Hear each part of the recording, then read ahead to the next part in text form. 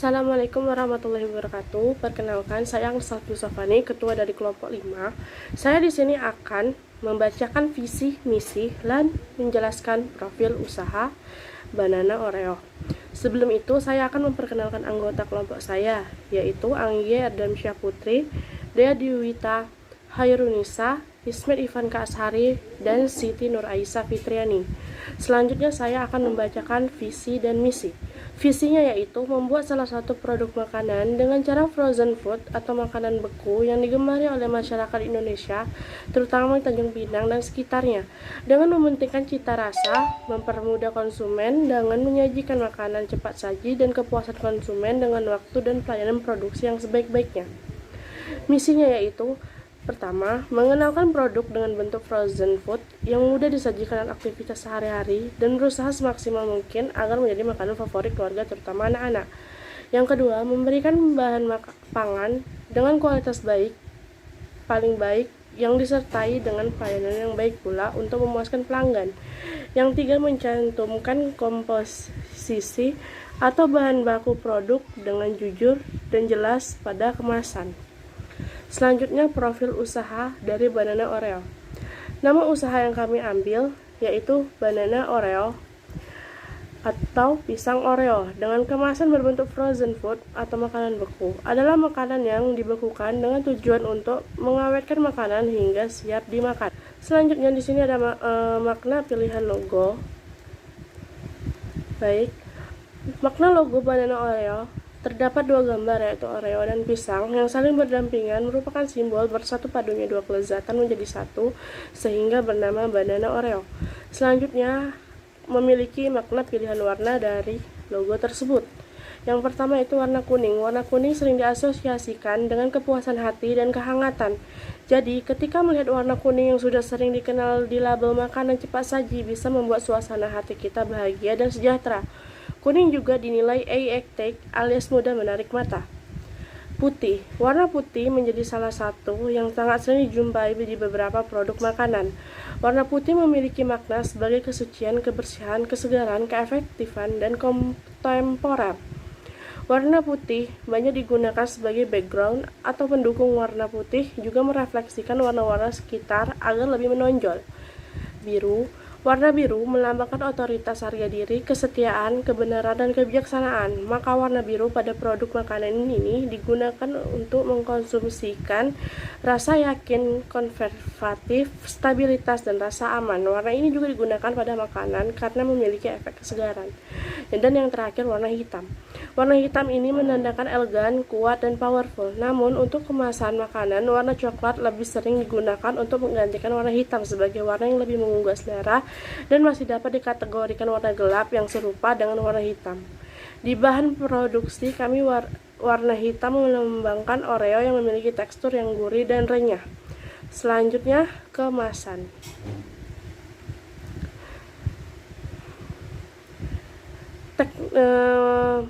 Menurut Alter dan Armstrong, packaging involves design and product the container or wrapper for a product, yang artinya adalah proses kemasan melibatkan kegiatan mendesain dan memproduksi. Fungsi utama dari kemasan sendiri untuk melindungi produk agar produk tetap terjaga kualitasnya. Teknik kemasan pangan atau produk yang modern pada saat ini ada 3 jenis, yaitu sebagai berikut. Yang pertama, kemasan atmosfer termodifikasi, kedua kemasan aktif, tiga smart packaging. Selanjutnya, jasa pelayanan. Jasa pelayanan yang kami gunakan dalam hal ini yaitu dua, PO, pre-order, dan COD.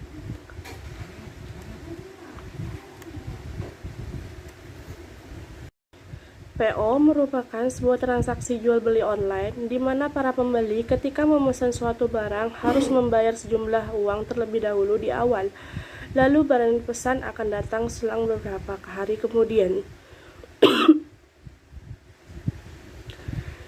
Sesuai dengan perjanjian yang sudah disepakati dan ditentukan di awal. COD atau cash on delivery.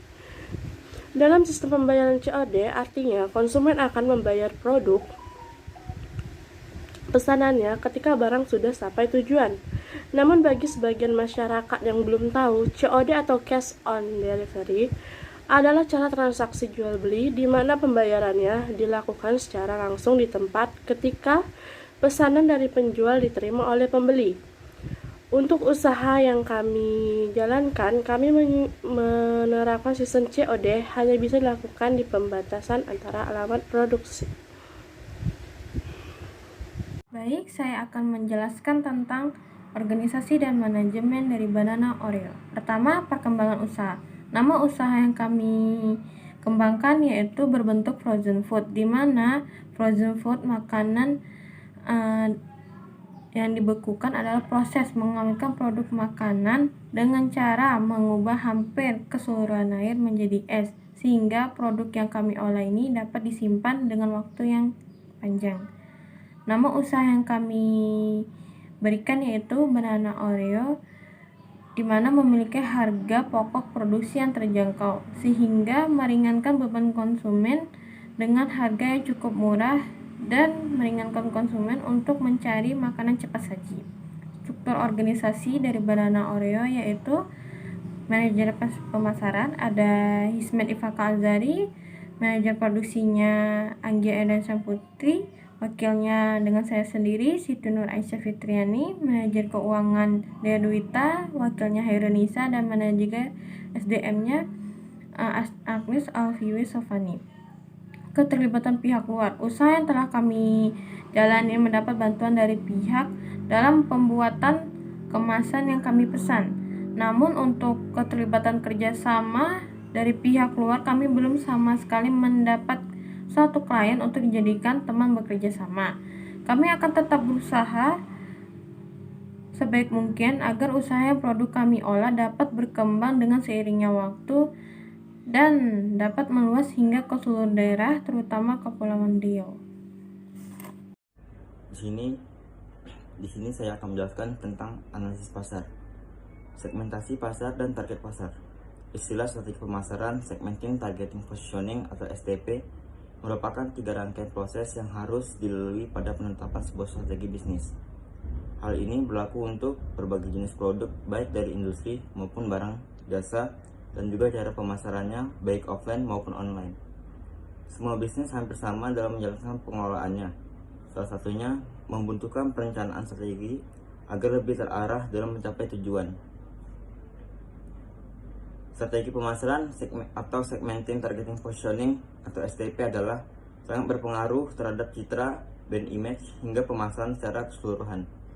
Strategi pemasaran merupakan suatu cara agar pemasar berjalan sesuai dengan arah yang telah ditentukan.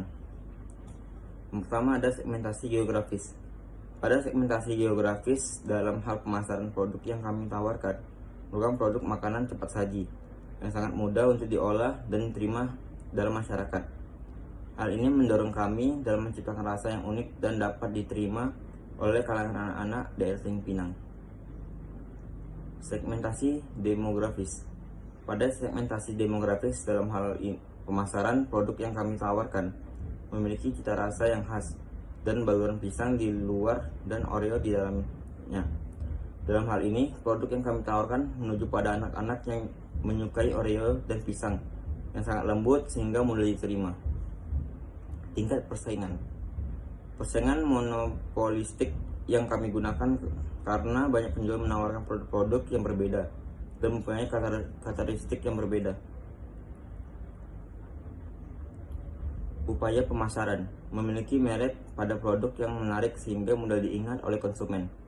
Harga yang kompetitif, berikan pelayanan terbaik, memperluas pasar, dan melakukan promosi. Media promosi. Menurut Rambat Lupiowadi, promosi merupakan salah satu variabel dalam bauran pemasaran yang sangat penting dilaksanakan oleh perusahaan dalam memasarkan produk jasa. Kegiatan promosi bukan saja berfungsi sebagai alat komunikasi antara perusahaan dan konsumen, melainkan juga sebagai alat untuk mempengaruhi konsumen kegiatan pembelian atau penggunaan jasa sesuai dengan keinginan dan kebutuhannya. Media promosi yang kami gunakan salah satunya brosur yang dimana secara langsung memberikan daya tarik bagi konsumen untuk mendapatkan informasi. Baiklah, saya akan menjelaskan aspek produksi. Aspek produksi yang pertama terdiri dari bahan baku, bahan penolong, dan peralatan yang digunakan. Yang pertama, bahan baku yang terdiri dari pisang dan oreo. Yang kedua, bahan penolong yaitu tepung terigu, tepung susu, tepung panir, dan telur. Yang terakhir, peralatan yang digunakan seperti kompor gas, plastik tangan agar higienis, panci, baskom, piring, kulkas, sendok, timbangan, dan kemasan.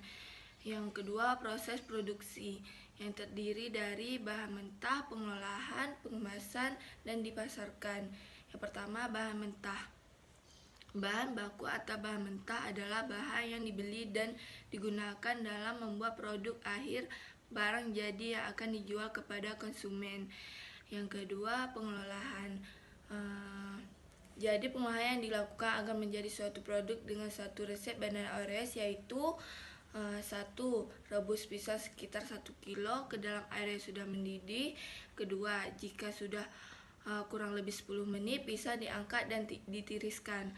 Ketiga, setelah itu pindahkan pisang ke dalam wadah dan pisahkan antara kulit pisang dan isi pisang.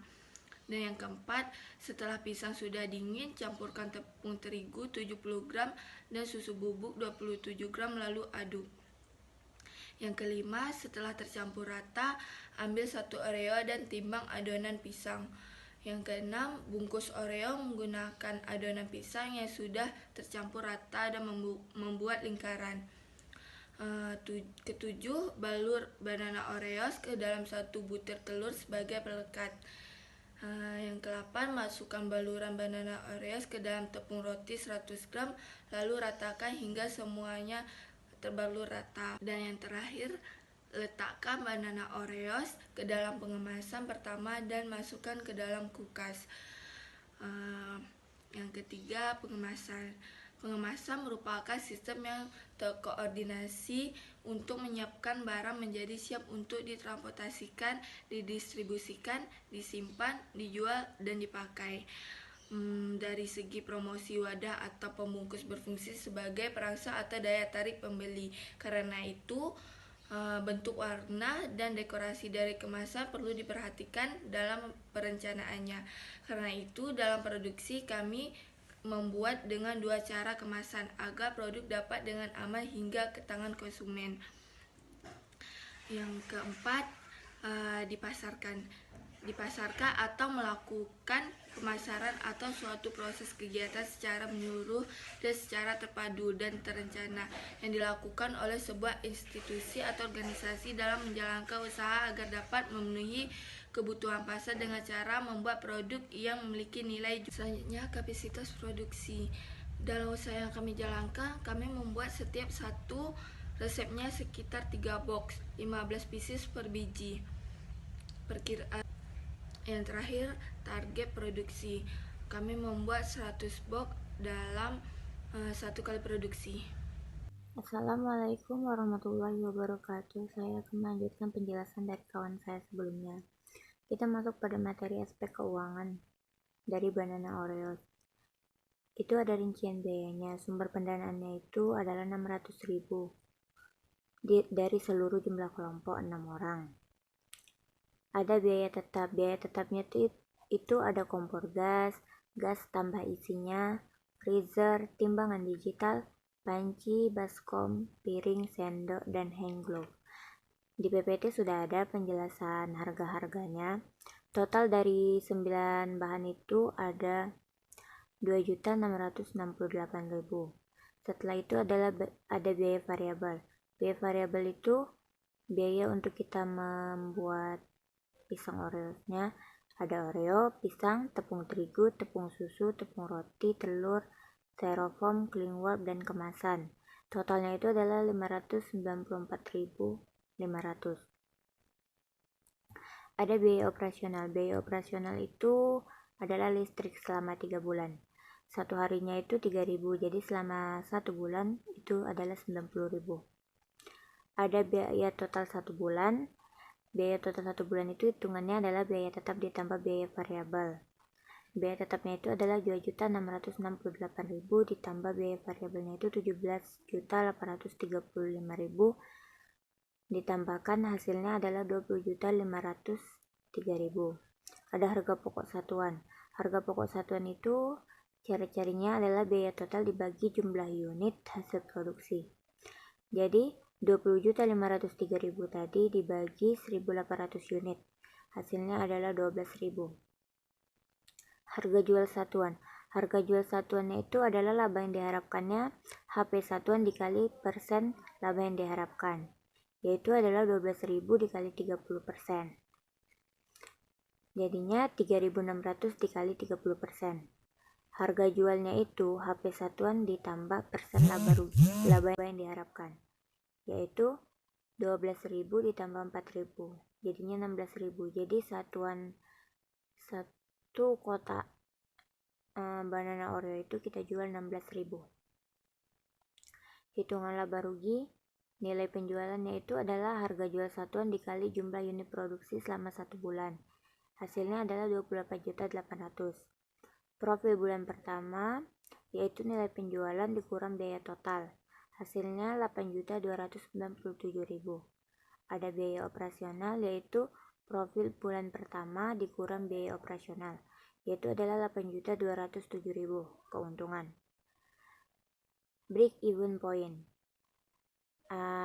BIP banana Oreos dalam unit yaitu biaya tetap dibagi harga jual atau unit atau biaya dikurang biaya variabel atau per unit,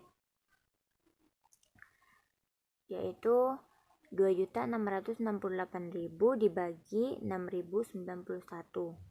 Hasilnya itu adalah 438